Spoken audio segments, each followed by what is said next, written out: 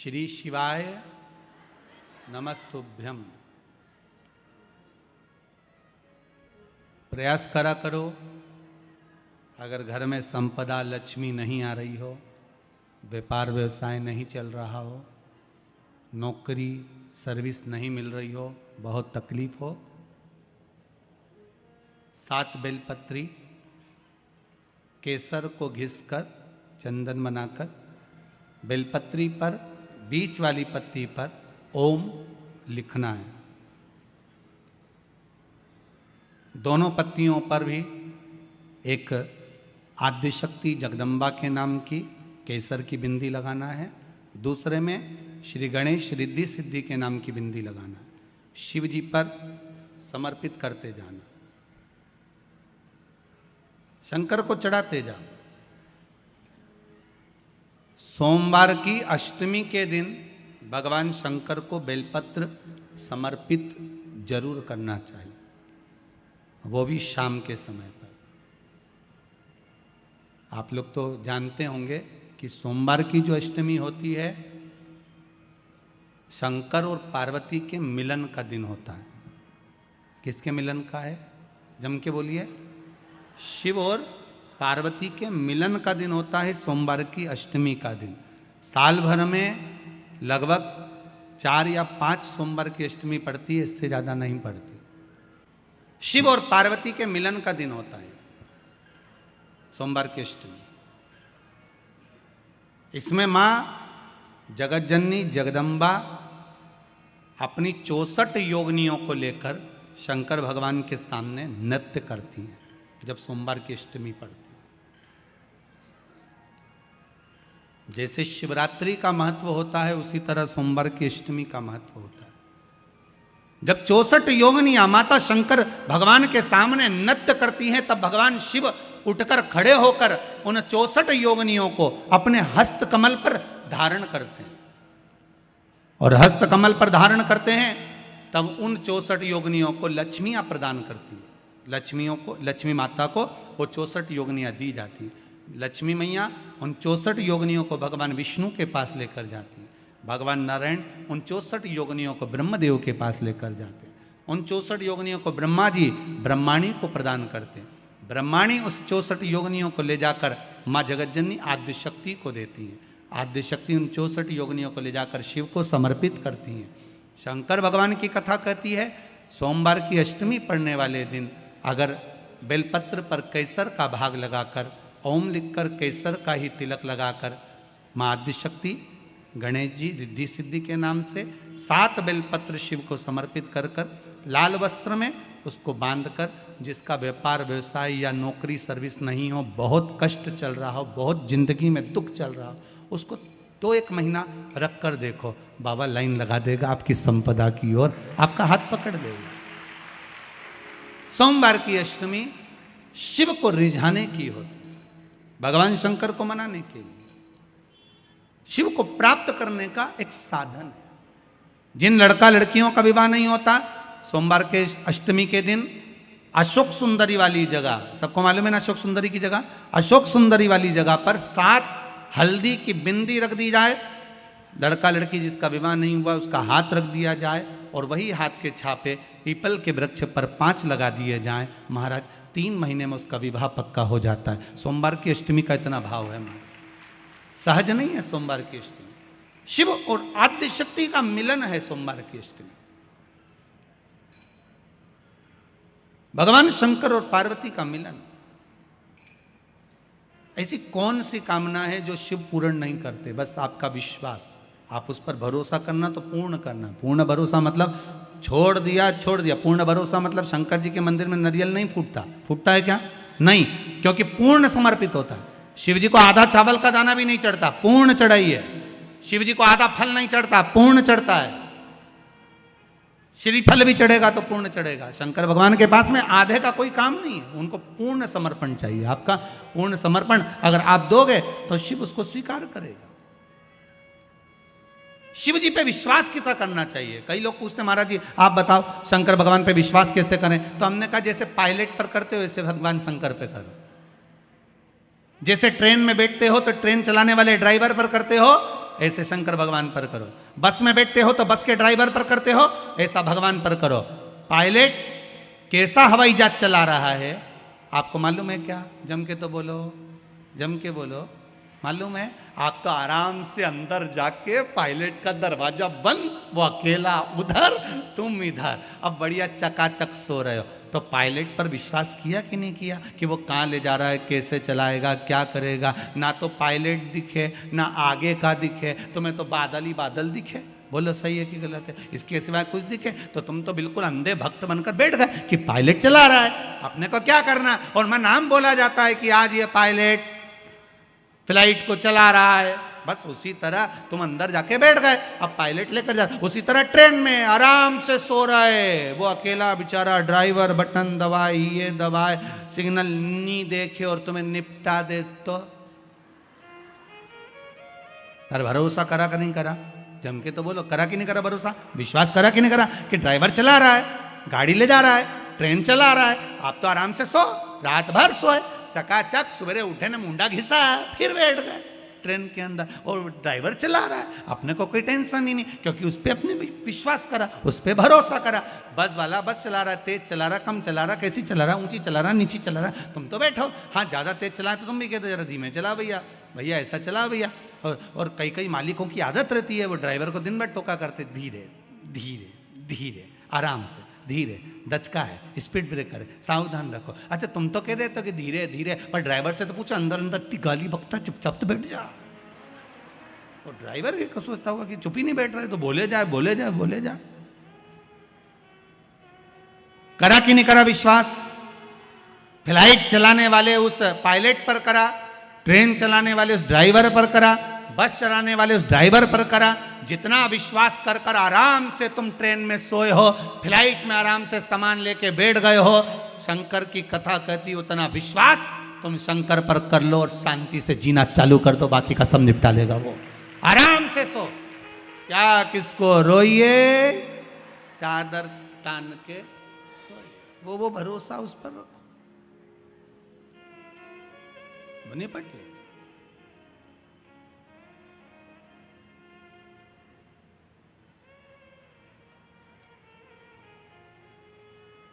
फिर वो कर सकते,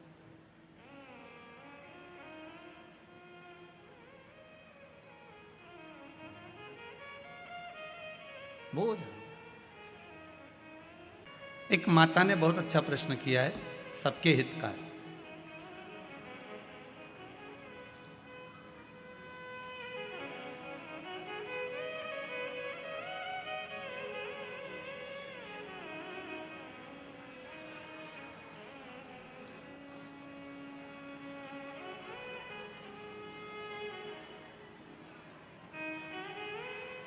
श्री शिवाय नमस्तुभ्यम। मैं निकिता वर्मा इंदौर से हूँ। गुरुजी,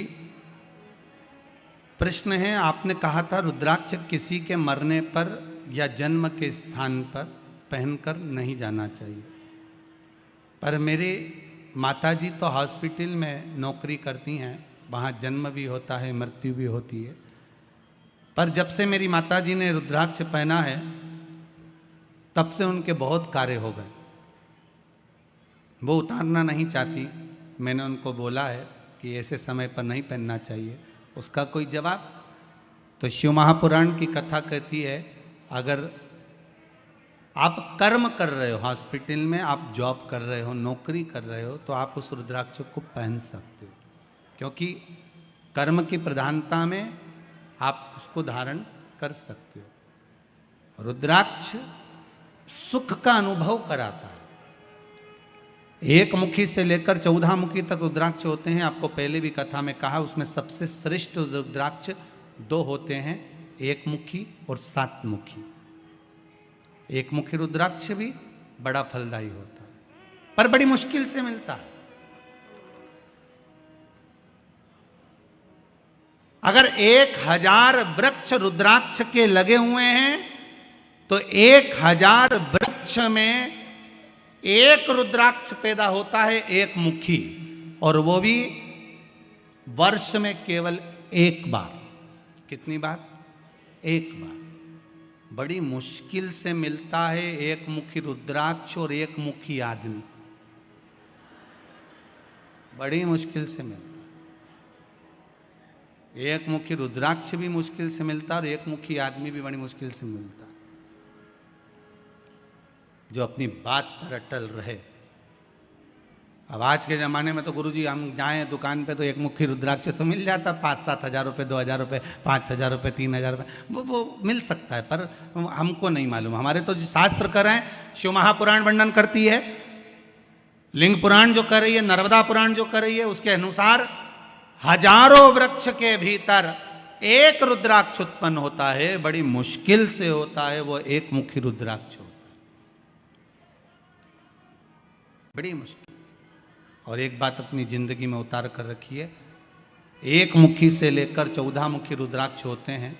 उस रुद्राक्ष को अपने गले में धारण कर कर रखिए।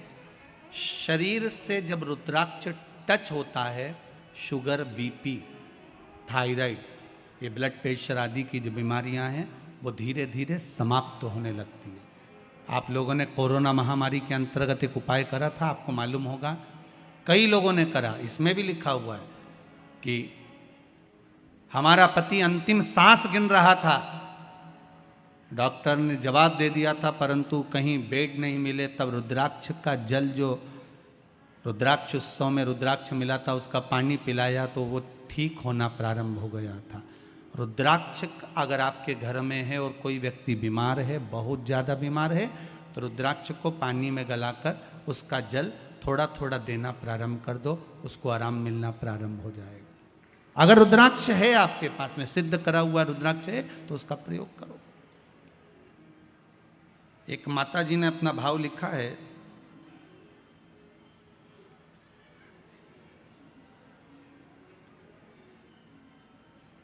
बबली सांगरे, कुंदन नगर, इंदौर से आई हैं, बहुत दिनों से कहीं बैठी हैं। बबली जी सांगरे माता, हाँ आप ही हैं, हाथ हिला दो एक बार। आपने लिखा है, दीदी बहुत दिनों से मेरे पति का कोई काम नहीं था, ना ही कोई व्यापार व्यवसाय था। पशुपति व्रत प्रारंभ किया और पहले दिन का व्रत पूर्ण हुआ, दूसरे दिन से ही उनको काम करने के लिए फोन आना प्रारंभ हो गया और उनकी नौकरी लग गई। बाबा की कृपा हो, आप विराजमान होइए, बहुत बहुत साधुवाद, बाबा कृपा करें। शिव कृपा होती है ऐसी है। आपका अगर विश्वास प्रबल है, भक्ति प्रबल है, शंकर के प्रति दृढ़ता है और विश्वास रखकर आप कोई उपाय कर रहे हैं, विश्वास रखकर शिव का अनुमोदन कर रहे हैं, विश्वास रखकर शंकर का भजन कर रहे हैं, विश्वास रखकर शिव महापुराण की कथा श्रवण कर रहे हैं, तो ये खाली नहीं जाएगी, बिल्कुल खाली नहीं जाएगी। समुद्र में डूबता है व्यक्ति, पानी में डूबता है तो मर जाता है, शिव महापुराण में डूबता है तो तर जाता है। ये शिव पुराण है ही ऐसे, इसमें डूबने वाला तर गया। इसको बस शंकर को पकड़ लो एक बार, शिव को अपना लो। हाँ थोड़ा दुख आएगा, थोड़ा कष्ट हो सकता है, हाँ रहता है। जो हम पूर्व में करे हैं कर्म, उसको तो भोगना पड़ेगा ना, थोड़ा दुख तो रहेगा इस जीवन में, ऐसा तो हो नहीं सकता। पाप व्यक्ति बहुत जरा से समय में कर देता है, पर भोगने में समय तो लगता है। किसी ने चक्कू उठाया, गुस्सा आया, गोप दिया, मर गया, कितनी देर लगी आप बताओ जरा, बोलो कितनी देर लगी? चक्कू उठाया, गुस्से में था, मैं तुझे छोड़ूंगा नहीं, और तलवार ली, चक्कू लिया, गोप दिया, कितनी देर लगी? बोलो बोलो जरा, कितनी देर लगी? 15 मिनट, 20 मिनट, इससे ज्यादा लगा? अब उसने चक्कू उठाकर गोप तो दिया, अब भोगने में कितना समय लगा? पकड़ के ले गए, थाने में बंद कर दिया, पेशी पर पेशी चलती रही, महीने निकल गए, साल निकल गए, पढ़ा रिया, फिर जज ने निर्णय दिया, इतने साल की निकेत, फिर वो पड़ा रिया। अब सोचो जरा, मारा कितनी देर लगी? 15 मिनट। मारा कितनी देर लगी? 20 मिनट। मारा कितनी देर लगी? 25 मिनट। और भोगा कितना? 8 साल, 10 साल, 4 साल, 6 साल, 6 महीना, 5 महीना भोगने में समय लगता है। उसी तरह व्यक्ति झूठ एक बार बोल देता है, कपट एक बार कर देता है, बेईमानी एक बार कर देता है, थोड़ा सा प्रपंच एक बार कर देता है, थोड़ा सा बेकार काम थोड़ी सी देर के लिए अच्छा बनने के चक्कर में कर देता है, पर भोगना बहुत लंबा पड़ जाता है, कई जन्म लेना पड़ते हैं तब जाकर भोग पाता है। 84 लाख योनियां ऐसी नहीं हो गई, ये भोगने के लिए हुई। चुराव गोपा 15 मिनट लगे, पर भोगने में साल निकल गए, पेशियां ही चलती रही 1 साल तक। तो बेकार कर्म करने से पहले 50 बार विचार करो कि हमें भोगना कितना पड़ेगा, कितना। कभी कभी अपने अपने पतियों से भी पूछ लिया करो, ये तुम जो कमा कर ला रहे हो, इसमें ये बताओ कि तुम किसके लिए कमा रहे हो। कभी कभी पति से पूछो, किसके लिए कमा रहे हो? सुबह 8 बजे दुकान खोलकर बैठते हो, रात को 11 बजे आते हो, 2 रोटी सही से खा नहीं पाते। वो तो कोरोना महामारी का धन्यवाद दो जो 2 साल घर में बिठाकर गरम गरम रोटी खवा दी, नहीं तो ठंडी खाते थे डब्बे की। टिफिन जाता था घर से और रोटी ठंडी हो जाती थी। दुकान पर कमाने से फुर्सत नहीं मिलती, 1 मिनट की फुर्सत नहीं, रोटी खाने का समय नहीं। तू ग्राहक देख, तब रोटी चलते चलते खाता, ठंडी रोटी, बासी रोटी, ठंडी दाल, ठंडा खाना। अब बेचारा कमा कमा के मरी जा रहा, पसीना बह जा रहा, और कमाए जा रहा, कमाए जा रहा, और रोटी भी ठंडी। वो तो भगवान, कई लोग कहते कोरोना महामारी आ गई, हमारा ये चले गया, वो चले गया। भगवान को धन्यवाद दो, घर में 2 रोटी ऐसी अभी तक नहीं खाई थी, तब कमाया तो गरम नहीं खा पाया, पर कोरोना में नहीं कमाया तो भी भगवान ने गरम गरम दी, जा थोड़ा मुरमुरा लिया, जा थोड़ा सा भेल बना ले, जा। इतना खाया कि किरानों की दुकान पे पोछा पड़ गया। 2 साल इतना कोरोना महामारी में खाया, ना काम चल रहा था, ना धंधा चल रहा था, केवल मुंडा चल रहा था।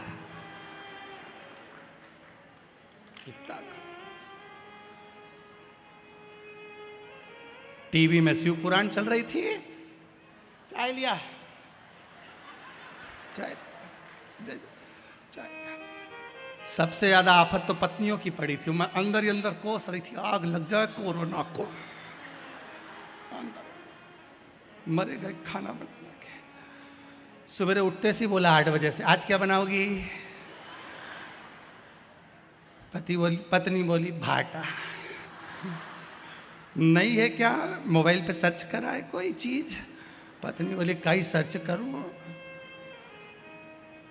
इतना खाया, गरम गरम खाया। इतना साल कमाया तो गरम नहीं खाया, पर नहीं कमाया तो खाया। भगवान बोले मैंने दिखाया है कि तू कुछ मत कर, जन्म मैंने दिया है, पेट में भरूंगा, तू बैठ तो सही, रोटी बना बना के खिलवाऊंगा, ऐसी जोरदार जोरदार, आलू का पराठा, टमाटर की लौंजी ऐसी जोरदार बनाए। शाम की तैयारी, फिर 4 बजे देख तो जरा कुछ रखा है, तो एक काम कर मठरी बना ले, मैदा अभी फोन करता हूँ घर आ जाएगा। तो क्या साहब दुकान पे तो नहीं है, मैं दूसरी दुकान से ला देता हूँ। हाँ लिया तो मैदा ला देना, थारी भाभी मंगवाई थी हो, ला दे। फिर मैदा आया, 2 दिन में तो मैदा साफ, सेव। पत्नी भी खुश, अब कुछ नहीं है, चुपचाप बैठ जाएगा, परंतु वो सुबह से खुद ही उठ गया, आज चाय मैं बनाऊं। पत्नी के चलो राम भजे, क्या कि मैं चाय बनाऊं तो तू पोहा गला दे, जब तक तू गला पो। भगवान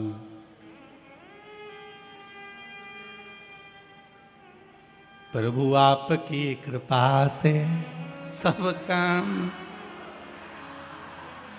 करते हो भोले बाबा, मेरा नाम करा भजन, भगवान का स्मरण करो, कीर्तन करो, मंत्र जाप करो। थोड़ा सा पाप करा, भोगना बड़ा पड़ता है। उसी तरह थोड़ा कर्म बेकार करा, भोगना 84 लाख योनियों में पड़ता है। हमारे कर्म को हम सुधार लें तो जीवन की सार्थकता हो। विश्वास परमात्मा पर कर कर चलो तो जीवन की सार्थकता अपने आप बन जाती है। बस विश्वास परमात्मा पर हो।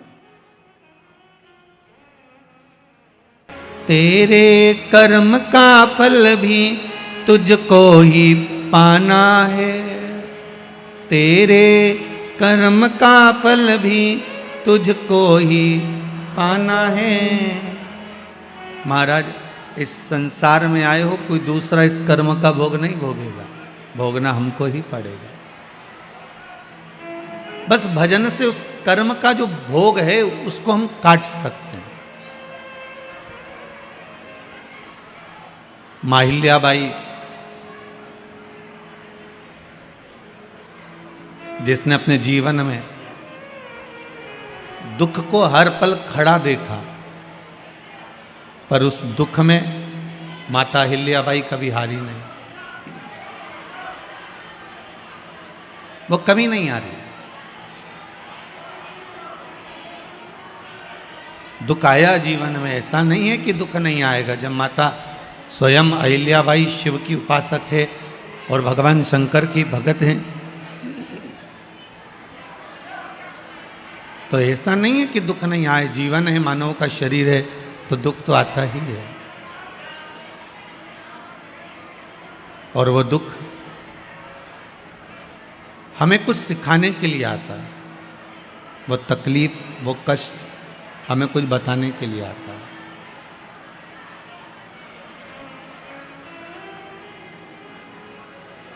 थोड़ा सीखना है हमको,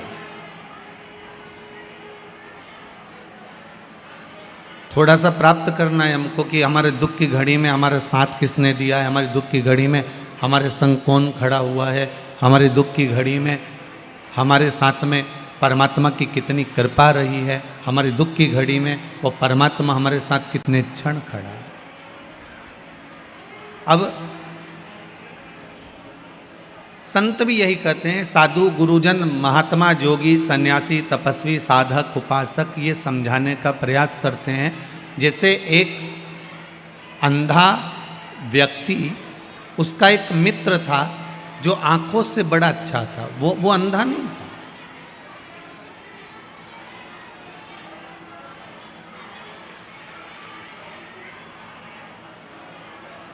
एक अंधा व्यक्ति और एक उसका मित्र जो आंखों से ठीक है। एक निवेदन आप सभी से है, कल भी कहा था, 3 घंटे की कथा है। इत बारिश में, कीचड़ में, ठंड में आप सब लोग इतनी संख्या में आए हो। हमें तो विश्वास नहीं था, हमें तो लग रहा था इतना पानी गिर गया है, इतना कीचड़ हो गया है। तो आप लोगों से निवेदन है, 9 बजे 10 बजे से आप लोग जो जगह संभाले हो, करबद्ध निवेदन है कि 3 घंटे की कथा को मौन रहकर श्रवण कर लो। जिस कार्य के लिए आए हो, भगवान से जो मांगने आए हो, वो तुम्हें प्राप्त हो। दूसरी बार फिर आप शिव महापुराण की कथा सुनने जाओ तो लोगों से कह सको कि हमें कुछ मिला। आप शांति से अगर कथा सुनेंगे, आपके पास में जो माताएं बैठी हैं, हमने कल भी कहा था, जो बोल रही हो उसके चरण छू लीजिए कि थोड़ी सी शांति रख लो। कार्यकर्ता अगर बीच में बोल रहे हैं तो उन कार्यकर्ताओं के पांव पड़ लीजिए कि आपके हाथ जोड़ते हैं, आप शांति से बैठ जाइए। तो कथा का सुख बड़ी, आप लोगों ने, हम तो कोई बात नहीं, गाड़ी से आए, अंदर प्रवेश कर गए, बैठ गए, हमारा कोई बात नहीं है। परंतु आप लोग तो कितने समय से आए हो, कोई पानी में, कोई कीचड़ में, पीछे पीछे की माताएं तो गीले गीले में बैठी हुई हैं, कोई खड़े हुए हैं। सही मायने में बताएं ना, तो इतना पानी जो रात भर से गिर रहा है, सवेरे से लेकर अभी तक गिर रहा है, 10 मिनट 20 मिनट पहले बंद हुआ है, इतने पानी में कोई कहीं नहीं जाता। ये तो आपकी श्रद्धा है शंकर जी के प्रति जो आप यहाँ आ गए। अच्छे से अच्छा कार्यक्रम करके देख लो, इतने पानी में कोई नहीं जा सकता।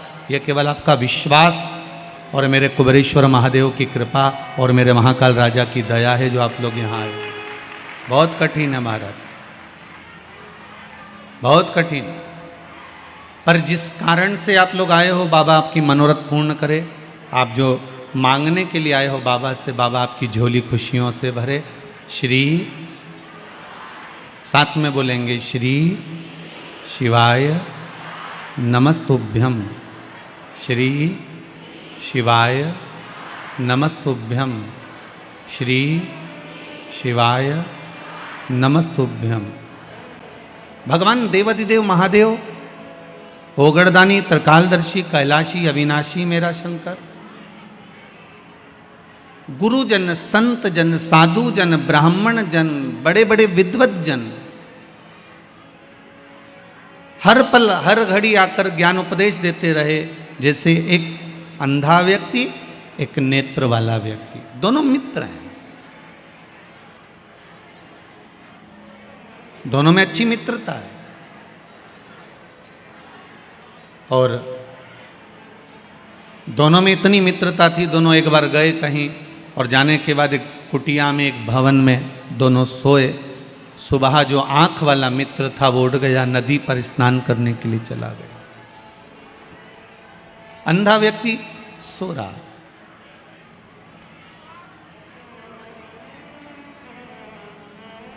वो अभी जागा नहीं है, वो अभी सो रहा। जो आंख वाला था वो स्नान करने गया, जो अंधा था वो सो रहा था। उठा, उठते से ही उस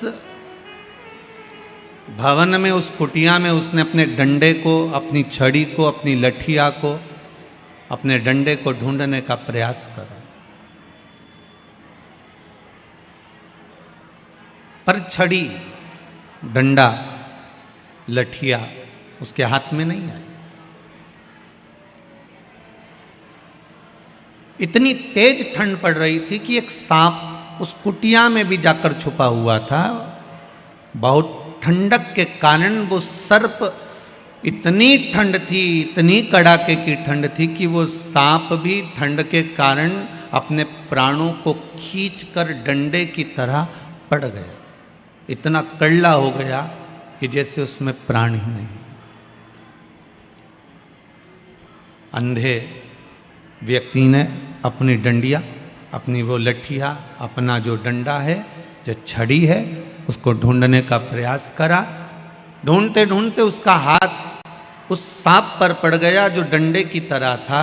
उसने हाथ फेरा तो उसको लगा, बताओ कितना अच्छा डंडा है, मेरा अपना डंडा तो कैसा था, पर ये डंडा तो बहुत अच्छा है, ये छड़ी तो बहुत अच्छी है। उसने उसी को उठा लिया। सांप भी ठंड के कारण अपने प्राणों को बचाकर, ओझल कर कर एक लठिया की तरह, डंडे की तरह पड़ा हुआ था।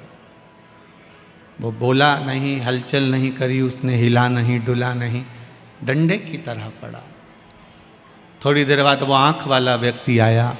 उसने देखा कि इसके हाथ में लठिया की जगह, डंडे की जगह, इसके हाथ में तो सांप पड़ा है। उसने समझाने का प्रयास करा, अरे तेरे हाथ में सांप है, छोड़ दे, ये सांप है। वो समझने को तैयार नहीं था। उसको लगा कि मेरा अच्छा वाला डंडा ये ले लेगा और मुझे वो बेकार वाला डंडा पकड़ा देगा, इसलिए वो सुनना नहीं चाहता था। बहुत समझाया उसको, बहुत कहा गया उसको, पर वो मानने को तैयार नहीं था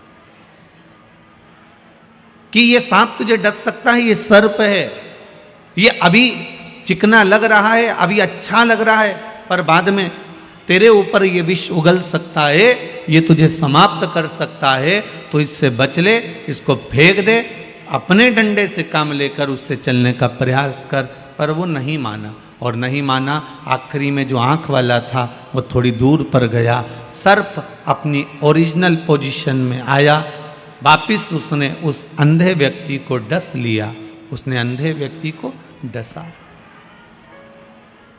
वो आंख वाले ने कहा, मैंने कहा था तुझको कि बच ले।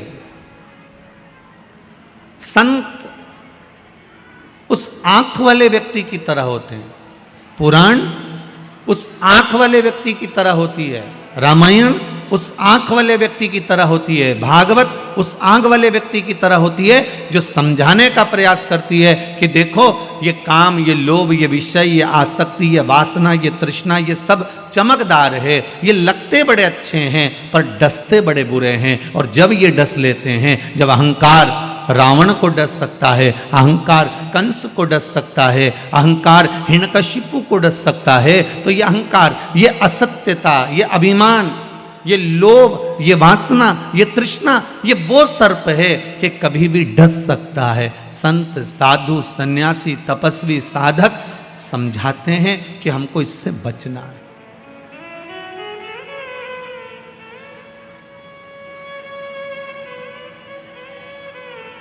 कितनी ही आप पुस्तकों को उठाकर देखना, सारे राजघरानों को उठाकर देखना, एक एक राजघराने को आप नेट पर सर्च कर कर देखना, किसी राजघराने में संतों को बुलाकर सत्संग नहीं किया जाता था। यहां तक कि मीराबाई चर्मकार श्री रविदास जी महाराज, जिनको उन्होंने अपना गुरु बनाया था, मीराबाई रविदास जी के पास में जाती थी तो राजघराने के लोग टोका करते थे कि कहां तूने कौन को गुरु बनाया है। मीरा, क्या तुझको कोई गुरु नहीं मिला जो तूने चमड़े का जूता बनाने वाले को गुरु बना लिया?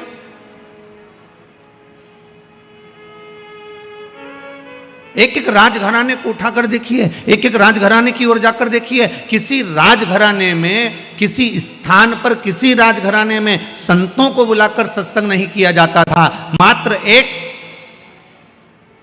थी इस इंदौर की, इस मालवा की महारानी माता अहिल्याबाई, जो संतों को बुलाती थी और सत्संग किया करती थी। केवल एक थी,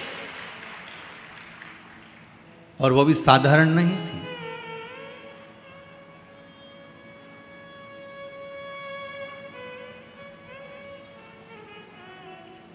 सत्संग, भगवान का भजन, स्मरण, भले तुम्हें अभी काम ना आए कोई बात नहीं, पर विश्वास रखिएगा कि एक ना एक दिन ये सत्संग, ये प्रवचन कहीं ना कहीं काम आ ही जाता है। एक माता ने लिखा है,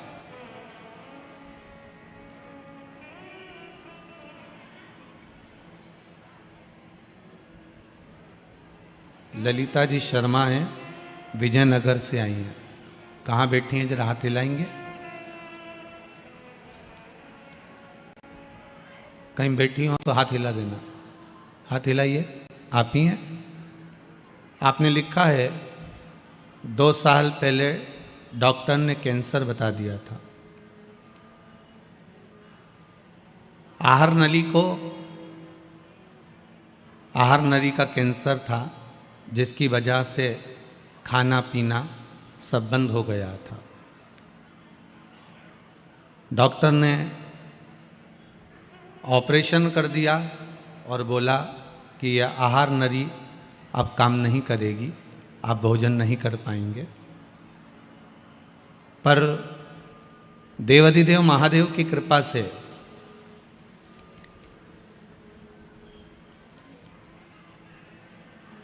शंकर जी की कथा पर विश्वास किया और जो उपाय शिव महापुराण के बताए गए उसके अनुसार रुद्राक्ष का जल पीना प्रारंभ करा।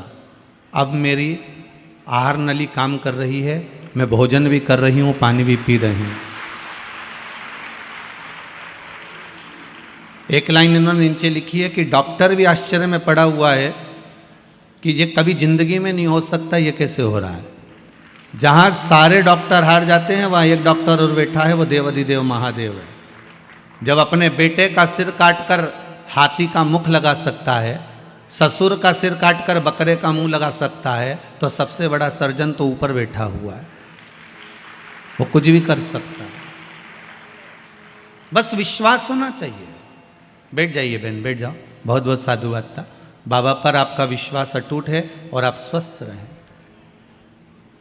आपका विश्वास अगर प्रबल है, भरोसा दृढ़ है। पहले भी कथा में कहा, ना तो हम किसी को भभूति देते हैं, ना हम किसी को बेल देते हैं, ना हम कोई टोना जानते हैं, ना हम कोई टोटका जानते हैं। हम तो ये शिव महापुराण की कथा जानते हैं, जिसको लोगों ने छुपा कर रख दिया था। इसको लोग जानते नहीं थे। बस इस पुराण को लेकर आपके नगर में आए हैं। आप जितनी शांति से, शीतलता से इसमें से कुछ ले जाओगे, ये मेरा विश्वास है। 3 महीने में दौड़कर कुबेरेश्वर धाम आ जाओगे कि मेरा काम हो गया। ये मेरा भरोसा है, विश्वास है मुझे मेरे शंभू पर।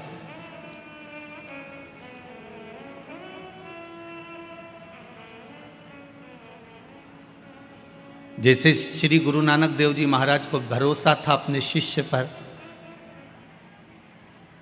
एक शिष्य कहता ईश्वर भगवान गुरुदेव आप कहते हो, गुरु नानक देव जी से कहा कि आप कहते हो कि भगवान सर्वस्व है और वो मुझे नजर ही नहीं आता।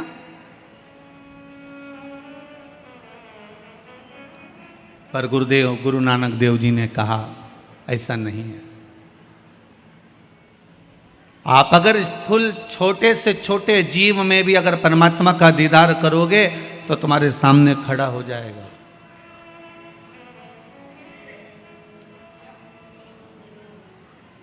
मात्र 13 वर्ष की आयु थी गुरुदेव की, गुरु नानक देव जी की, मात्र 13 वर्ष के थे और 13 के आंकड़े पर ही अटक गए थे गुरु नानक देव जी। एक घर की दशा को देखकर किराने की दुकान पर जाकर बैठे और किराने की दुकान पर कोई सामान लेने के लिए आया और गुरु नानक देव जी ने 13 किलो मात्र तोल कर दे दिया था और वो 13 किलो ऐसा तोल कर दिया कि वो 13 का आंकड़ा गुरु नानक देव जी के हृदय में बैठ गया। अब कोई सामान लेने आए तो गुरु नानक देव जी 13 किलो ही देते थे। कोई सामग्री दाल लेने आया 13 किलो, चावल लेने आया 13 किलो, गेहूं लेने आया 13 किलो, अनार बाजरा ज्वार जो लेने आया वो 13 किलो। नानक देव जी की खबर पहुंच गई माता जी के यहाँ। माता जी के यहाँ पहुंची तो माता से कहा कि नानक तो बड़ा विचित्र हो गया कि ये 13 किलो तोल तोल कर दे रहा। नानक जी से माँ ने पूछा बाबू ये तो बताओ बेटा कि ये क्या कर रहे हो। कोई अगर 5 किलो लेने आया तो तूने 13 किलो दिया, कोई 4 किलो लेने आया तो 13 किलो दिया, कोई 50 किलो लेने आया तो 13 किलो दिया। तो 13 को बिठाकर सत्संग मत करो, पर इतना तो करो कि अपने घर में 10-15 मिनट बैठकर भगवान का भजन तो करो।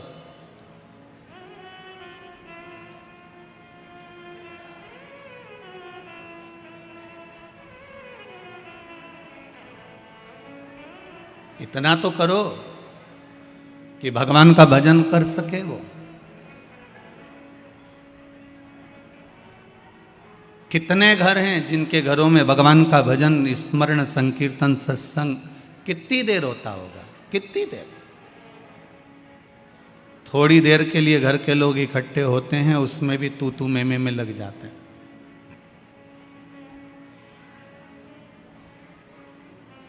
क्योंकि भोजन बनाने वाली माताएं भी भोजन को श्रेष्ठता में सिद्ध नहीं कर रही, बना नहीं रही हैं।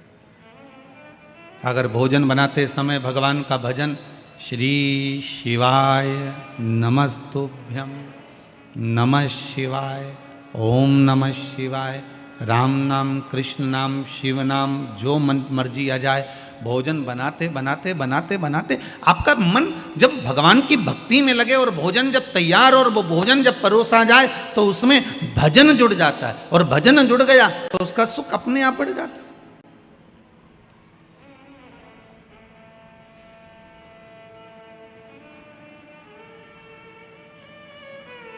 अपने आप वो भक्ति की ओर बढ़ जाएगा। वही बात, सुंदरता होगी तो लुच्चों की नजर जरूर होगी।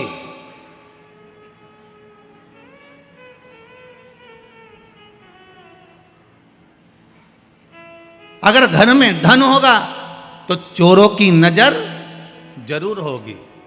और अगर आपके हृदय में शिव का भजन होगा तो शंभू की नजर जरूर होगी। आपके हृदय में अगर भगवान का भजन है, भगवान की भक्ति है, स्मरण है, कीर्तन है, मंत्र जाप है, नाम जाप है, कुछ भी थोड़ा सा आपने किया है तो वो मिलेगा जरूर। आप एक बेलपत्र एक छोटी सी बेलपत्र, मात्र छोटी सी छोटी भी बेलपत्र आप अगर शंकर को चढ़ा रहे हैं, विश्वास रखकर चढ़ा रहे हैं, तो वो बेलपत्र कोई साधारण नहीं है हमारा। वो बेलपत्र साधारण नहीं है, बड़ी औषधि। शिव को चढ़ने के बाद वो तो औषधि हो गई। शमशान की राख, आप में से कितने लोग मुर्दे को जलाने जाते होंगे, जलाकर आते होंगे, आके नहाते होंगे। बोलो सही है कि गलत है? स्नान करते हो मुर्दे को जलाने के बाद? क्यों नहाते हो? अरे मुर्दे को लेकर गए थे, अरे भस्म लग गई होगी, राख लग गई होगी, मुर्दे को लेकर गए थे, चलो स्नान करो, चलो नहाओ, चलो जल्दी से स्नान करो। अब मुर्दे को लेकर गए, उसकी राख जरा सी टच हो गई तो स्नान करना पड़ा। वही मुर्दे की राख मेरे देव अधिदेव महादेव पर चढ़ रही है। और वही मुर्दे की राख जब शंकर भगवान पर चढ़ी, चढ़ने के बाद उतरने के बाद में पैकेट बनाकर वो 5-5 हजार रुपए की बिक रही है और लोग उसे तिजोरी में रख रहे हैं। जरा विचार करिए कि उस राख भी करोड़ों की हो जाती है उसको मात्र स्पर्श हो जाने पर, मात्र उसको छू लेने पर।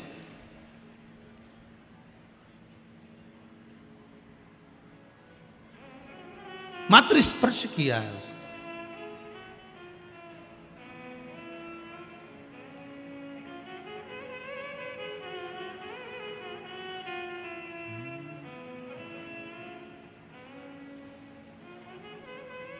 बखान क्या करूं मैं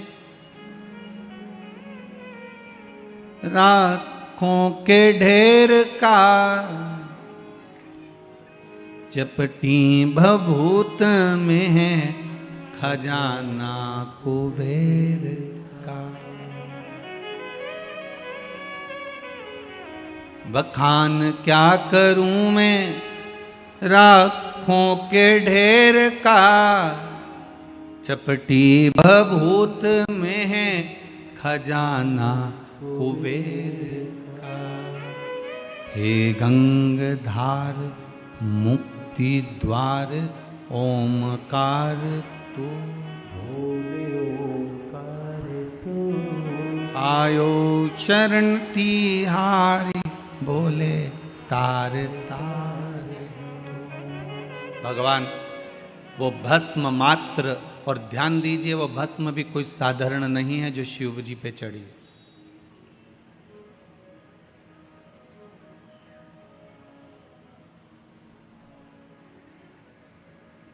वो भस्म भी साधारण नहीं है।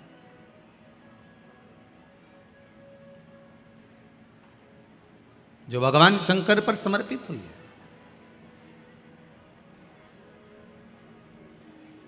जो शिव उपासना में लगी रहती है।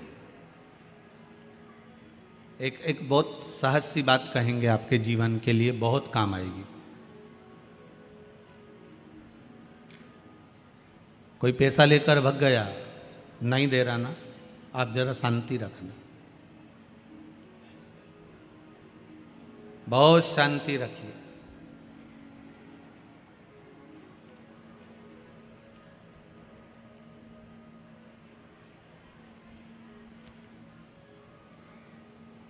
एक अलोना कंडा, कंडा जानते हो ना, जो अलोना कंडा किसको कहते हैं? एक होता है गाय का गोबर जिसको थाप दिया जाता है। ये जो थपा हुआ जो कंडा होता है ये कभी भी यज्ञ में काम नहीं आता, आपको मालूम होगा। अब आज के ज़माने में तो भले आप सब जानते ही हो कि लोग मानते तो कुछ है नहीं, पर जिस पर हाथ का छापा पड़ गया, थप गया, वो यज्ञ में हवन में काम नहीं आता। हमारे बीच में 2 संत बैठे हुए हैं, आपके भी स्मरण में रहा होगा कि जो थाप दिया जाए, जिस पर हाथ का छापा आदि पड़ जावे और उसको थाप दिया जाए, वो कंडा कहलाता है। और वो पूजन में या यज्ञ आदि में उसका क्रम नहीं है। गाय जब पोटा करे और पोटा कर या उसको उठाकर ऐसा कैसा ही कहीं रख दिया गया, वो सूख गया, उसको अलोनी गोबरी कहते हैं, उसको अलोना कंडा कहते हैं। उस पर कोई छापा नहीं डला है, उस पर कोई ट्रेडमार्क नहीं लगा है, उस पर कोई आपका हाथ नहीं छुआया गया है, उसमें कोई वस्तु की मिलावट नहीं है। वो गाय ने दिया और वो सूख गया, उसको अलोनी गोबरी कहते हैं, अलोनी भस्म कहते हैं। उस अलोने कंडे को लाइए, उसको जलाइए, उसकी भस्म तैयार करिए।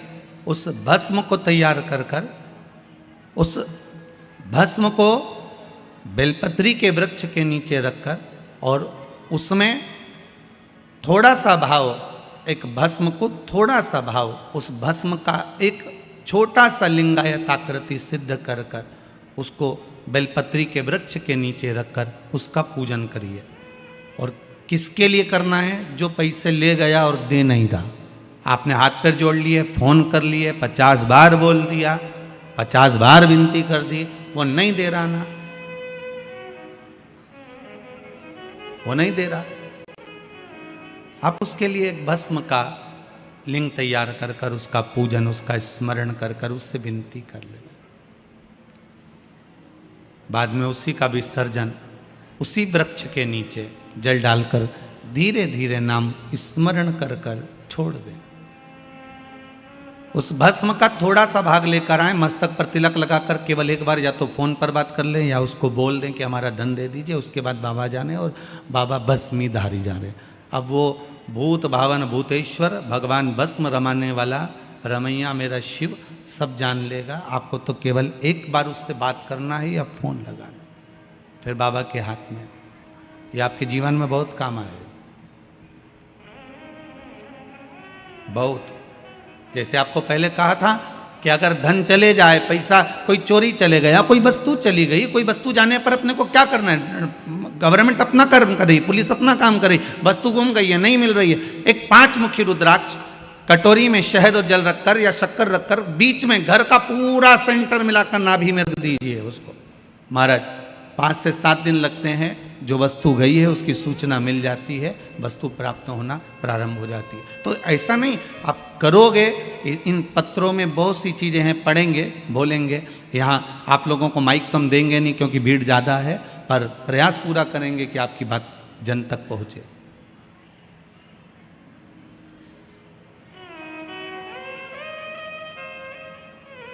भगवान की भक्ति कर शिव पर चढ़ी हुई एक एक वस्तु, शंकर पर चढ़ा हुआ एक एक सामग्री, शिव पर चढ़ा हुआ एक पुष्प, शिव पर चढ़ी हुई एक बेलपत्र या शंकर के नाम का अनुमोदन कोई साधारण नहीं हो सकता, कोई साधारण नहीं।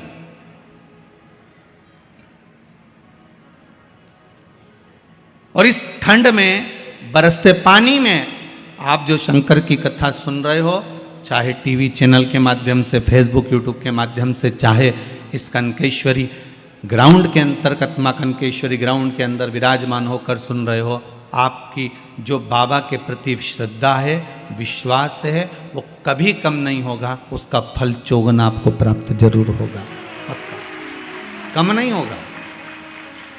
इतने ठंड में तो लोग अपना कमरा नहीं छोड़ के आए। कौन छोड़े? ऑटो मिलेगा नहीं मिलेगा, पानी गिर रहा होगा, वहाँ व्यवस्था होगी ना होगी, कहाँ बैठेंगे, क्या करेंगे, क्या नहीं करेंगे। उसके बाद भी देखो तो दोनों पंडाल फुल पड़े और बाहर भी पब्लिक खड़ी। तो ये आपका श्रद्धा, आपका विश्वास नहीं तो और क्या है? भरोसा शिव पर है, टूटना नहीं चाहिए शंकर के प्रति विश्वास।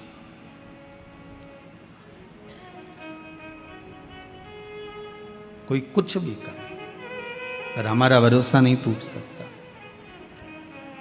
कोई ताला भी लगाए, चाहे कुंडी भी लगाए, अभी पाला नहीं पड़ा है भोले बाबा से, मेरी प्रीत ना छूटेगी भोले भोले बाबा से, शंभू बाबा से, मेरी प्रीत ना टूटेगी भोले। प्रीत नहीं टूटने वाली। भगवान शिव का स्मरण करो, भक्ति भाव, नाम जाप, नाम कीर्तन, नाम स्मरण में ये जब चित्त जुड़ जाए एक बार। माता अहिल्याबाई संतों को बुलाती, सत्संग करती, भजन करती, कीर्तन करती, स्मरण करती। और क्यों करती? क्योंकि हम करेंगे तो हमारी पीढ़ी आने वाली करने वाली। एक माता पिता ने अपने बच्चे को समझाया, सुनो शाम को गुरुजी आएंगे, प्रणाम करना हो। बच्चे ने कहा ठीक है। शाम को गुरुजी आ गए। गुरुजी आ गए तो इतने में माता जी ने कहा चलो गुरुजी आए, दंडवत करो, प्रणाम करो। उसने कहा नहीं करूंगा। माँ ने 2 थप्पड़ दिया धर के, गुरुजी को प्रणाम नहीं करता, नहीं करना, जा। अब बच्चे तो बच्चे ठहरे, नहीं करा। बच्चा रोने लगा। इतने में पिताजी आ गए। पिताजी ने कहा बेटा अपने गुरुजी हैं, प्रणाम करो। बेटा बोले नहीं करना, जा। अब बच्चा ने प्रणाम नहीं करा, पिताजी ने भी धो दिया उसको पकड़ के। अच्छा जो अब पिताजी ने जो धोया, इतने में गुरुजी बोले काय को मार रहे हो उसको, क्यों मार रहे हो? इतने में माता पिता बोले गुरुजी प्रणाम नहीं कर रहा ये आपको। गुरुजी बोले नहीं कर रहा तो मत करने दो, कम से कम तुम दोनों तो करो। अब उसके चक्कर में क्यों पड़े हो कि वो प्रणाम नहीं कर रहा, तुम दोनों तो करो। इतने में माता पिता ने झुक के गुरुजी को प्रणाम करा। गुरुजी को प्रणाम करते हुए देखकर उस बच्चे ने माता पिता के सामने गुरुजी को साष्टांग दंडवत करा। हम सुधरेंगे, युग सुधरेगा, हम बदलेंगे, जम के तो बोलो, युग बदलेगा। कब बदलेगा? नहीं, दिन भी तो निश्चित करो, बदलना कब है? तुम कब बदलने वाले हो? धर्म की, इतनी सी आवाज, धर्म की, अधर्म का, प्राणियों में, विश्व का। कब होगा? होगा कब ये तो बता। तुम्हारे कहने से तो तुम कहते कहते तो पूरी जिंदगी हो गई तुम्हारी। कल्याण हो, कल्याण हो, कल्याण हो। घर में 2 कल्याण हो गए पर कल्याण नहीं हुआ। कब होगा? स्वयं को सुधरना पड़ेगा। हम सुधरेंगे, युग सुधरेगा। तुम कब सुधरोगे? जब आप भगवान की भक्ति में लगोगे, आप भजन में लगो। माता कहती है हमारी बहू हमारे पांव नहीं छूती, हमारी बहू हमें प्रणाम नहीं करती, दिन भर पलंग पर बस केवल सोती रहे और खाए और कमरा में चली जाए, कभी प्रणाम नहीं करे। तो हमारा निवेदन है, तुम करती थी उसका असर क्या होता है वो दिखाया गया शिव महापुराण की अहिल्या माहिल्या शिव पुराण में आप श्रवण करिए। पहुंच गई राजमाता भवन के अंदर, बहू को बुलाया, बहू आई। सुनो बेटा, एक बात आपसे पूछना चाहेंगे, आप बताओगी? हाँ मां, बोलो क्या बात है? राजमाता ने कहा बेटा, अगर किसी माँ के सामने उसके पुत्र को मारा है, उसी तरह उसकी माँ के सामने उसके पुत्र को मारा जाए। बस इतना सा जवाब सुनना था और अहिल्याबाई होलकर ने अपनी बहू को गले से लगा लिया कि तेरा निर्णय बड़ा गजब है। मैं चाहती हूँ मेरे जाने के बाद अगर मेरी बहू भी यहाँ बैठे तो निर्णय सही दे पाए। ये सत्संग से होता है। यहां अपना लोभ नहीं देखा जाता। सत्संग में, भजन में, संकीर्तन में संत का स्वभाव, एक संत का सहज स्वभाव होता है। सत्संग करने वाला, सत्संगी जो होता है, भजनावली वो होता है, वो कभी अपना लोभ नहीं देखता। एक गांव में एक महाराज जी प्रवचन देने गए और प्रवचन देने गए तो गांव में जाकर उन्होंने, पंडित जी ने जाकर तुरंत गांव के लोगों से कहा, भैया हमको यहाँ भागवत जी करना है, तुम तैयारी कर दोगे? हाँ कर देंगे, पर भागवत होती कैसी है? गांव के लोगों को मालूम ही नहीं इतना। तो उन्होंने कहा तुम तो एक बस बिछात कर देना, उस बिछात पे हम पट्टा रख के बैठ जाएंगे, भागवत कर देंगे। अब उनके गांव में कोई बिछात मिछात थी नहीं। वो बेचारा गांव का सरपंच था, उसने अपनी धोती दे दी, धोती बिछा दी, उस पर पंडित जी बैठ गए, पंडित जी बैठ गए, सारे गाँव के लोग कथा सुनने आ गए, सारे गाँव के लोग कथा सुनने आए। पंडित जी ने कथा कहना प्रारंभ करी, किसी का मन नहीं लगा तो सब उठ के चले गए। अकेला बेचारा सरपंच बैठा हुआ था।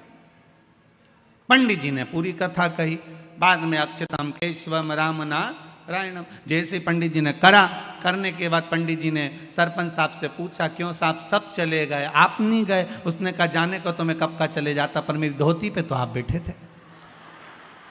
मतलब कहीं ना कहीं व्यक्ति का लोभ जुड़ा हुआ था, इसलिए वो वहां पड़ा हुआ है। पर संत, साधु, सन्यासी, तपस्वी, साधक, उपासक, ब्राह्मण जन, साधु जन, तपस्वी जन, इनके भीतर कहीं लोभ का भाव नहीं होना चाहिए। इनके भीतर तो केवल एक समर्पण का भाव हो कि मुझे प्रदान करना है, मुझे देना है।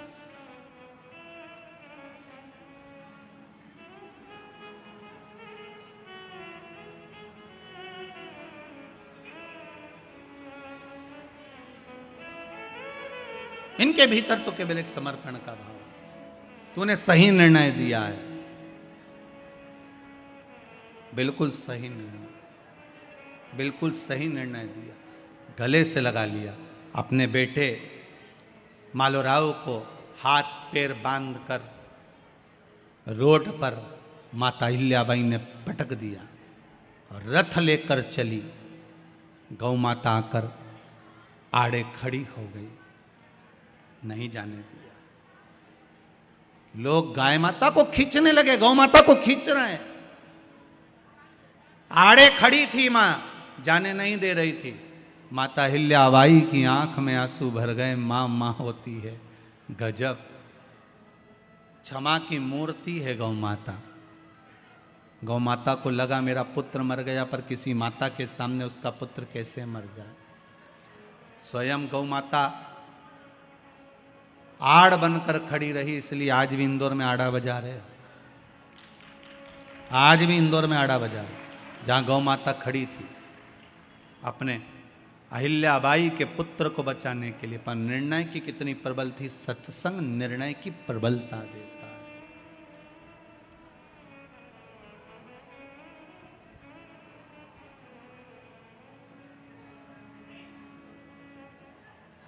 बस वो भाव शिव का, भगवान के प्रति अपने इस दिल को, इस मन को शिव तक रख दो। बाबा इस मन को, इस हृदय को, इस चित्त को, इस वृत्ति को आपके चरणों में ले जाकर रखिएगा। जीवन में अगर दुख आए तो आप हमारे सम्मुख में खड़े हो जाए। ऐसा भाव बाबा से व्यक्त। तेरे भगत ने तुझको पुकारे, तेरे भगत ने तुझको पुकारे, दिल मेरा रखना तेरे, दिल मेरा रखना तेरे।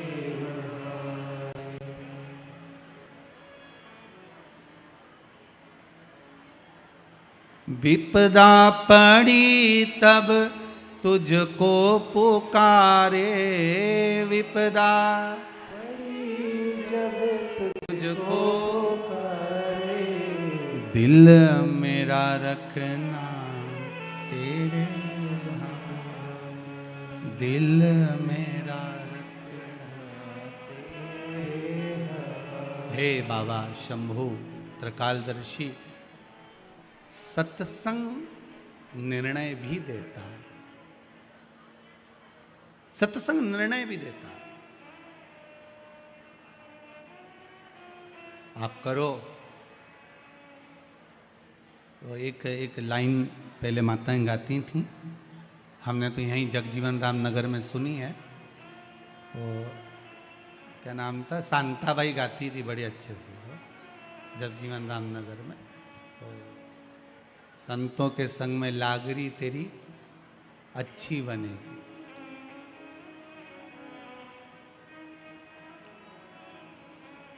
और मीरा की बन गई, ध्रुव जी की बन गई, संतों के संग में लागरी तेरी अच्छी बनेगी। इसका मतलब ये नहीं है सत्संग से मतलब इसका, इसका मतलब है कि आप सत्संग में लग जाओ, भगवान की भक्ति में लग जाओ, स्मरण में लग जाओ, संकीर्तन में लग जाओ, नाम जाप में लग जाओ, भगवान के कीर्तन में लग जाओ। आपकी जितने भी दुख होंगे वो भगवान के होंगे। हमें सोचना ही नहीं, आप तो छोड़ दो उसके ऊपर। जन्म किसने दिया? जम के बोलो, भगवान ने। मृत्यु कौन देगा? अरे बोलते तो जाओ, भगवान। ठीक है, अब जन्म उसने दिया है, मृत्यु वही देगा। तो पेट दिया है तो भोजन भी वही देगा। फिर अपने को टेंशन क्या है? महाराज बेटे की शादी हो जाए, बेटा तुम्हारा है, दिया तो उसी ने है ना। अगर उसने दिया है तो उसका भाग्य बनाकर भेजा होगा, और अगर भाग्य बनाकर भेजा है तो निपटेगा भी। तुम्हें क्या टेंशन?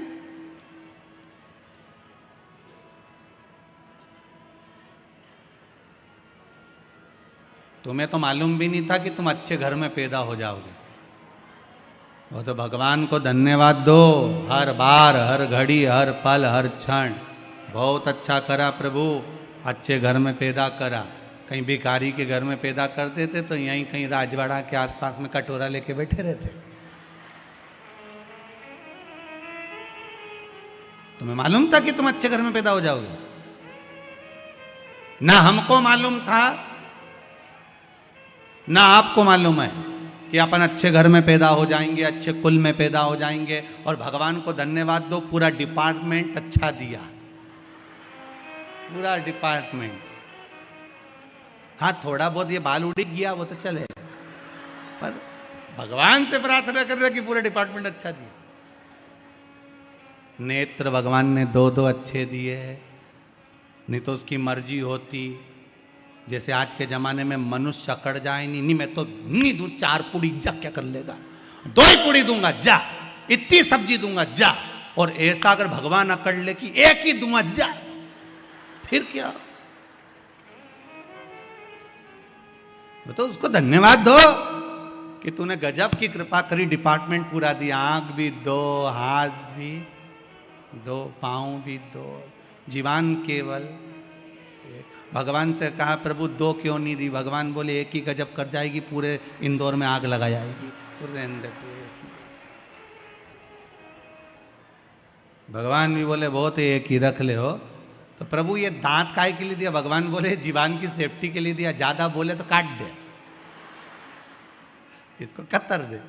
एक दिन जीवान ने दांतों से कहा तुम मेरे 32 भाई हो, तुम मेरा ध्यान रखना हो, मुझे काट मत देना। 32 की 32 दांत बोले बेन हम तेरा ध्यान दे, तू हमारा ध्यान देना, किसी से आड़ी टेढ़ी मत किया जाए, नहीं तो एक में 32 की 32 निपट जाएगा, तू हमारा ध्यान दे लीजो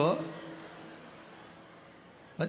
तो कितनी कृपा, भगवान से धन्यवाद देते रहो। नेत्र दिए, हाथ दिए, पांव दिए, मुख दिया, ये सब कृपा करी। और अगर मालूम पड़े भगवान अगर एकाध चीज नहीं देता, हाथ एका निपटा देता, पांव निपटा देता, तो अच्छा लगेगा कहीं। भगवान ने कहा नीरे नी, इसने बहुत भगवान की भजन करा है और नीचे जाएगी तो फिर भजन करेगी, शिव महापुराण तो सुनी लेगी। इसलिए भगवान ने कहा का पांव भी पूरा पूरा दो, हाथ भी पूरा पूरा दो, नेत्र भी पूरा पूरा दो, और मुंडा में जीवान भी पूरी दो। ये कम से कम जपे तो सरी।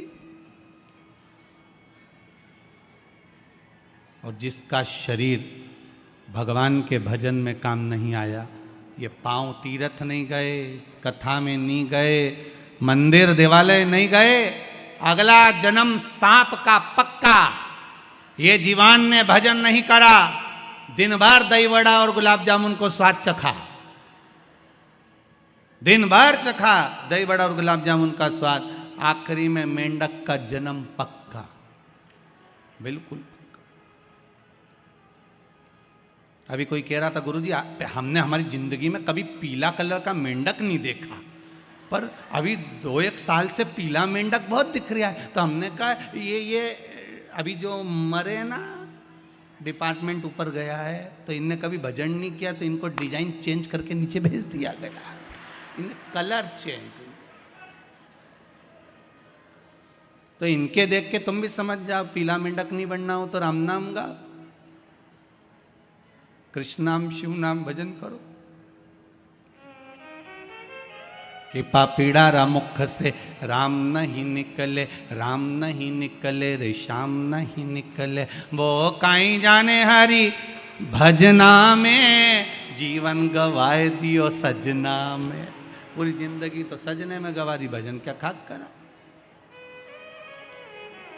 और गुरु जी ने जानी एक माला दे दी, माला रखी आई चूल्हा में, वो कहीं जाने हरि भजना में। पूरी जिंदगी गुरु जी ने जानकर एक माला दे दी, वो माला भी कहीं छोड़ कर। दक्ष प्रजापति ने यज्ञ रखा, सभा बुलाई, सारे देवता बैठे हुए हैं, सारे देवता।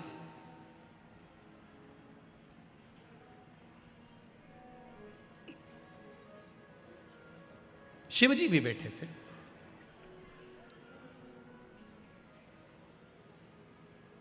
बड़े प्रसन्न होकर शंकर भगवान बैठे थे। दक्ष प्रजापति का आगमन हुआ, ससुर है,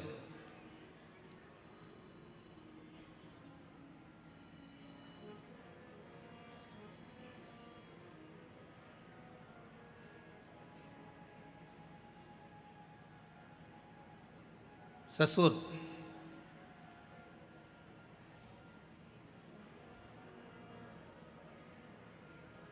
ससुर का मतलब जानते होगे ना आप लोग, तो है? जानते हो सब लोग? सारे सुर निकलवा दे वो ससुर, जानते हैं भाई? दक्ष प्रजापति क्रोध में आ गया, मेरा दामाद मेरे सामने बैठा है, उठकर खड़ा नहीं हुआ, आदर नहीं करा, सम्मान नहीं करा, सत्कार नहीं करा। क्रोध आ गया दक्ष प्रजापति को और खड़े होकर बोला, सुनो शिव, हे शिव, हे शंकर, तुम मेरे दामाद होकर तुमने मेरा अपमान करा है। मैं तुम्हें श्राप देता हूं कि तुम शमशान में निवास करोगे। शंकर भगवान बड़े खुश हो गए, उन्होंने अपना डमरू उठाया, नाचना प्रारंभ कर दिया। भगवान विष्णु बोले, प्रभु नीचे बैठ जाओ, क्या है संसार ये शमशान में रहने का। शंकर भगवान बोले, मेरे ससुर जैसा दुनिया में किसी का ससुर नहीं होगा, मेरा कितना भला सोचा है, मुझे प्लाट भी दिलाया तो ऐसी जगह दिलाया जहां कोई कब्जा ही नहीं करेगा। इतनी जोरदार जगह मिली है, बता रहे शमशान में निवास करेगा, तो शमशान में कौन कब्जा करेगा? कौन कब्जा करे शमशान में? हाँ, 2-4 बार पार्वती जी को जरूर बुरा लगा। माता पार्वती ने शिव जी से कहा, भोलेनाथ जी मेरे को बहुत बुरा लगता है शमशान में रहना। शंकर भगवान पूछे, वो क्यों? कोई मिलने ही नहीं आता। शंकर भगवान बोले, तू काय को टेंशन लेती है, जो नहीं आएगा उसको बांध के लाएंगे, तो क्यों चिंता करती? तू फ्री रहे, एकदम टेंशन फ्री, चिंता करने की जरूरत नहीं। प्रभु अपने यहाँ कोई मिलने नहीं आता। शंकर जी बोले, तू तो आराम से रहे, अभी नहीं आएगा तो बाद में आएगा, बाद में नहीं आएगा तो फिर बाद में आएगा, नहीं आएगा तो बांध के लाएंगे। तुम देखना कितनी जोर से बांध के ले जाते हैं। सबको मालूम है ये मर गया, जो मर जाता है सबको मालूम है ना, मर गया बेचारा, रात का मरा, दिन का मरा, सुबह का मरा, सबको मालूम है। उसके बाद भी जो अर्थी बांधने वाले होते हैं बड़े एक्सपर्ट होते हैं, खींच और खींच, उधर से खींच, जमके खींच। और बापड़ा पड़ा पड़ा भी सोच रहा होगा, छोड़ दो रे, खींच और खींच, और दमदारी से खींच खुचा के और लेके गए। शंकर भगवान भी मन में सोच रहे, आ गया पार्वती, बहुत दिनों से नहीं आया था ये, इसे दुकान और जायदाद नहीं छूट रही थी। पार्वती जी बोली, प्रभु इसका अगला जन्म काय का होगा? शंकर जी बोले, अभी रुक जा, मैं पूछ के बताता हूँ। ब्रह्मा जी से पूछा, ये अगले जन्म में क्या बनेगा? तो कि छिपकली। तो कि छिपकली क्यों? क्योंकि इससे इसकी दुकान नहीं छूटी तो दुकान में चिपकेगा मरकन्नी के पीछे। क्या मरकन्नी बोले? ट्यूबलाइट बोले, ट्यूबलाइट के पीछे। तो जितनी छिपकली तुम्हारे यहाँ ट्यूबलाइट के पीछे चिपकी दिखे, समझ लेना वे ये जिनसे छूटा नहीं। तुम चिंता मत करो रे, तुम छिपकली नहीं बनोगे, तुम घर छोड़ के आए हो। जिनसे घर नहीं छूटे वो छिपकली बने, नए मकान में जाके चिपक जाए, तो तुम्हें टेंशन लेने की जरूरत नहीं है। तुम तो बढ़िया उसके सामने ऐसे खजूर वाली चोटी बना के यूज घूमो। मालवा के संत श्री नागर जी महाराज भजन गाए कि मेरो क्या तो करे गो यमराज, जब गुरु मेरो समरथ है। बस ऐसी अक्कड़ में, मेरो क्या तो करे गो यमराज। पर पड़ोसन से कहते ना, तू तो छिपकली बनने की मारी, तू छूटे नहीं ना घर, इसे घर नहीं छूटे तो चिपक जा, चिपके पड़े। लोग पूछे कि तू क्यों इतरावे, क्या तो मिला जो तू फूलों नी समावे। मेरो एक ही मंत्र महान के गुरु मेरो समरथ, मेरो क्या तो करे गो यमराज, जो गुरु मेरो समरथ। अब सोचना क्या है, जब गुरु समर्थी है, भगवान मिल रहा है, परमात्मा प्राप्त हो रहा है, थोड़ा छोड़ना प्रयास करिए, नहीं छूटता। बहुत बहुत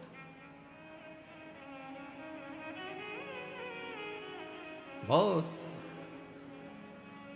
हमारा अहंकार हमें छोड़ने नहीं जाता।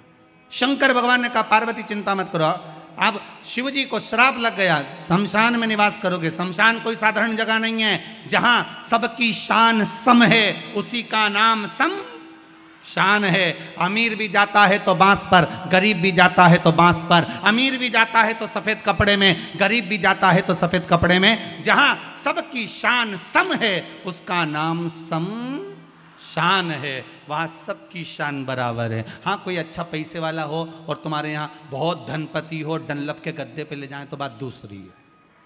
पर हमने तो अभी तक नहीं देखा कि डनलप के गद्दे पे ले गए। जिनके भी ले गए, समझ में आ गया ना, घास का गद्दा लगा था, सफेद कपड़ा, उसकी भी कंपनी का नाम नहीं मालूम था कि कौन सी ब्रांड का था, बस उस पर लपेट के और ले गए।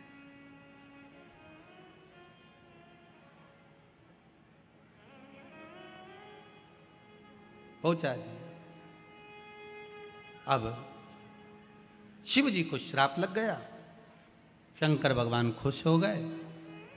कोई अगर कुछ बोले भी ना तो उसमें सबसे बड़ी प्रसन्नता आपकी होना चाहिए। एक बात बहुत ध्यान देना, जीवन में अगर दुख आए ना, कितना भी दुख हो, पहले भी कथा में कहा कुबेरेश्वर धाम से, जिंदगी में कितनी भी तकलीफ हो, कितना भी दुख हो, कितनी भी दुख हो, प्रसन्न रहना सीख लो। दुख में भी प्रसन्न रहो।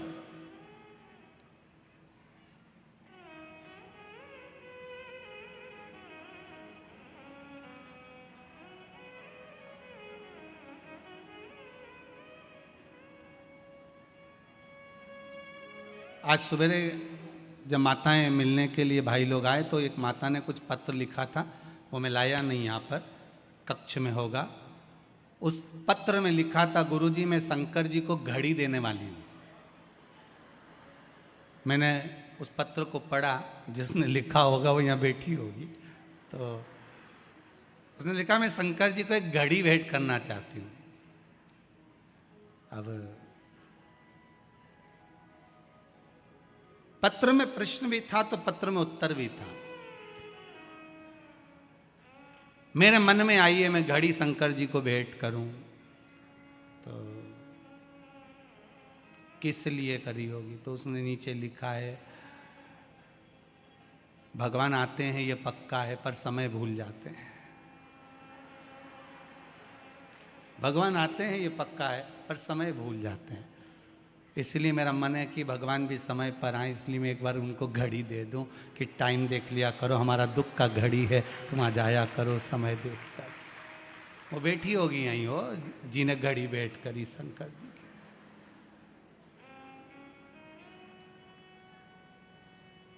तो आप कहा करो ना, भगवान मेरे दुख के समय पर आप आए, पर समय निकलने पर ना आए, थोड़ा समय पर पहुंच जाओगे तो मेरा जीवन संवर जाएगा। मेरा जीवन, पहले भी कथा में कहा, काल बनाने वाला महाकाल है। घड़ी उसने बनाई है, पल उसने बनाया है, समय उसने बनाया, नक्षत्र उसने बनाया। एक एक घड़ी, पल, समय, नक्षत्र, वार, तिथि सब शंकर ने बनाया।